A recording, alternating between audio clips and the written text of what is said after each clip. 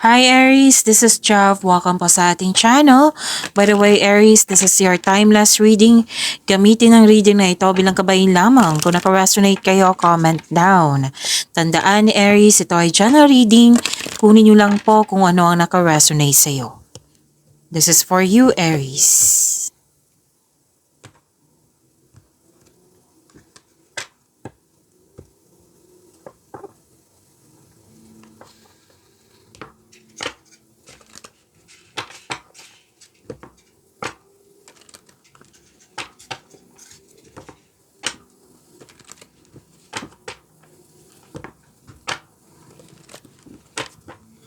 Para po ito sa iyo Aries.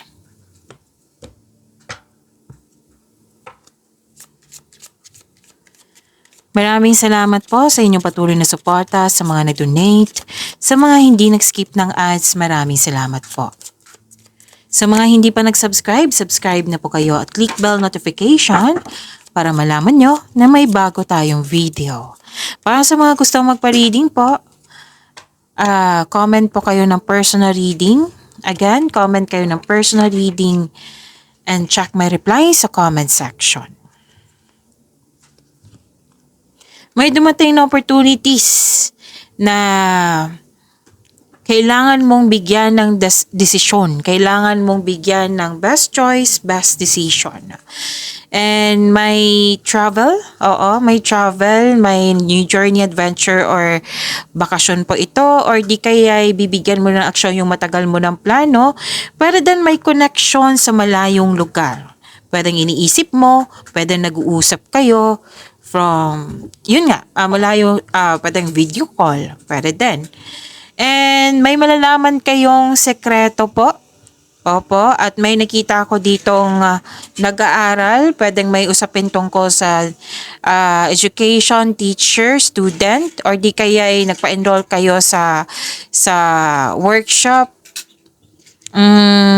seminar, pwedeng nagpa-enroll sa school. At pwede din na nagbabasa kayo ng libro or sa internet para may makuha kayong learnings and clarity.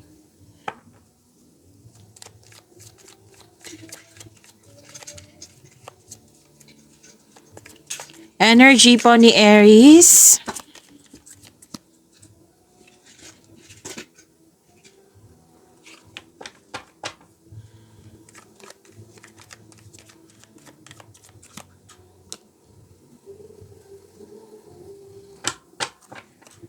Para sa mga bago dito, Aries, kung may napansin kayo na repeating message, yan po yung pinupush ng card sa inyo. Like for example, nanood kayo sa inyong monthly kabay tarot reading, weekly kabay tarot reading, daily kabay tarot reading, at dito din. At may napansin kayo na repeating message. Yan po yung pinupush ng card sa inyo na kailangan yung bigyan ng atensyon, solusyon at aksyon kung maaari po. So ano yung energy ni Aries?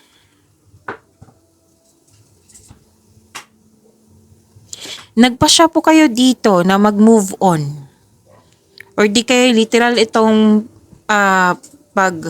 paglilipat. Oo. Pag-atras, pagtakas sa isang sitwasyon, bagay man lugar or tao. Pwede din na umalis ka or di kaya nagpasya lang kayo na mag-move forward. Basta may binigyan kayong aksyon dito para magkaroon ng growth, para magkaroon ng pagbabago. So remember, this is your energy. Pwedeng sa love life mo yan, sa career and money, or sa personal life mo.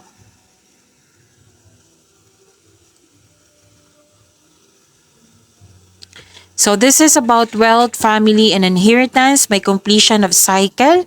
Maaring makatanggap ka ng mana, pensyon, retirement, o masaganang ani ng buhay. Nag-spend time ka sa family mo.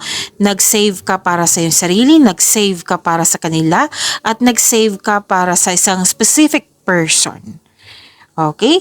And pwedeng ipakilala mo na yung partner mo sa grupo ng tao. Pwedeng ikaw yung ipakilala po.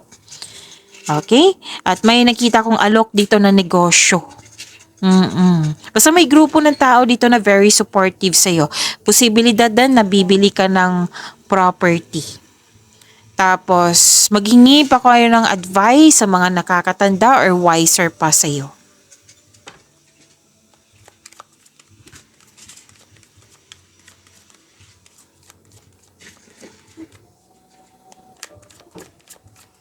Career and money ni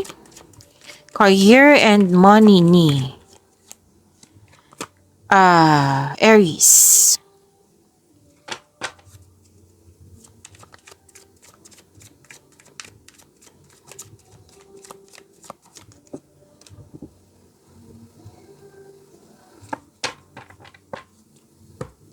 Kung may napansin kayong ingay sa background ko, may kasama po ako.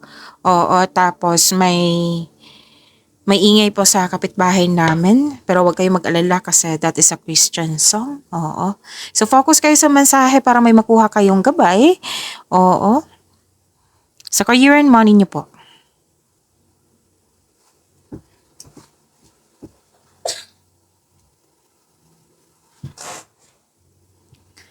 You're earning money as a teacher. Ang ilan sa inyo dito.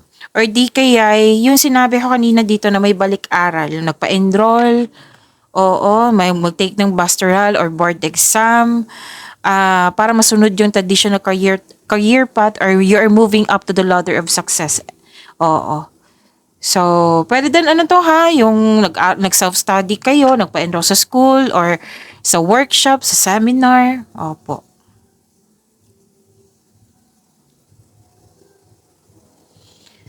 Okay, sabi po dito, financial security is yours, so relax, enjoy mo yung achievement mo, take a break kung pagod kayo, para sa pagbalik mo, recharge ng energy mo. Work can wait, you still be abundant after a well-deserved vacation. So lahat ng tinanim mo nagbo-bloom, success and enjoyment ang nakikita ko dito.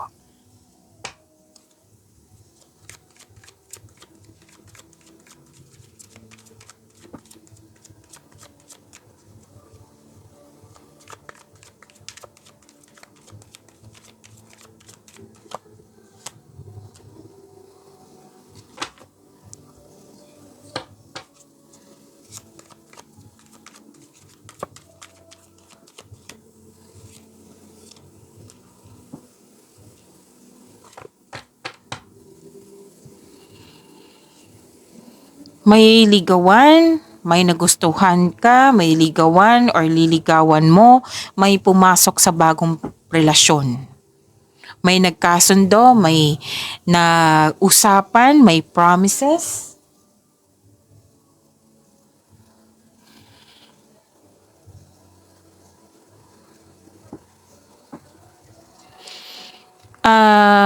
Okay. Masaya kayo ngayon? Sa mga relasyon sa buhay mag-asawa, masaya kayo ngayon magkasaya. Nakikita ko dito na mahal yung isa't isa, very supportive kayo sa mga ginagawa nyo or plano nyo sa buhay. Okay?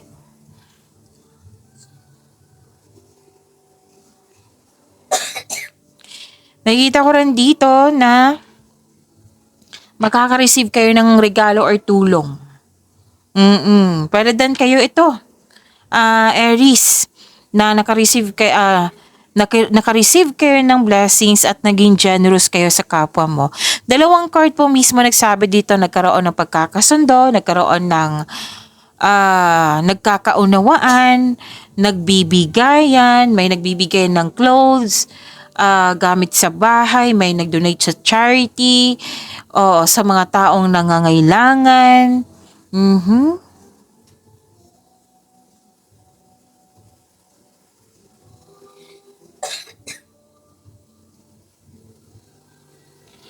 Okay, so dalawang card kasi nagsabi dito na ipakilala ka na o ipakilala mo na yung partner mo sa grupo ng tao. And very happy kayo kasi supportive yung grupo ng tao sa iyo. And I believe this is your family. Pwede din naman ng mga kaibigan mo. Oo. Kung single ka, sinabi din dito na nakwento mo sa kadate mo or sa matalik mong kaibigan yung about your past. Oo, nagkwekwentuhan kayo dito. So may plano kayong mag-outing, may ganap na reunion, posibleng may pagpatawad na mangyayari.